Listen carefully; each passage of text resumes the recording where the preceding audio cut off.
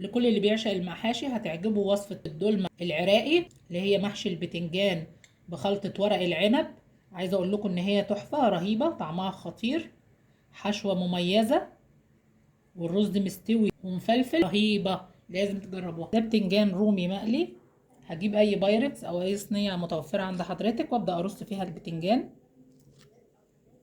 رصيت نص البتنجان في أرضية الصينية. لعمل الحشوة جبت كوبايتين من الرز المصري المغسول والمتصفي من المية كويس. هنزل عليه ببصلاية كبيرة مفرومة ناعم، 3 طماطمات متقطعين مكعبات صغيرة، نص ربطة من البقدونس ونص ربطة من الكزبرة، ورق عنب مسلوق ومستوي كويس هقطعه شرايح رفيعة بالشكل ده. هقلب كل الخضار ده مع بعضه.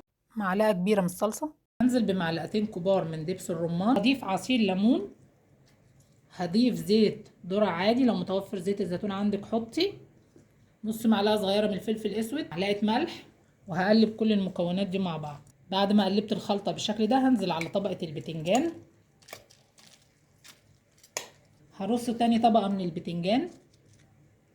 نعمل خلطة الشوربة اللي هنسقي بيها الرز بتاعنا. كوبايتين ونص من المية السخنة، عليهم معلقة كبيرة من الصلصة، معلقة كبيرة من دبس الرمان، رشة فلفل، معلقة صغيرة من الملح، معلقتين كبار من زيت الزيتون أو أي زيت متوفر عندك. هقلب كل المكونات دي مع بعض، هنزل بيهم على خليط الرز.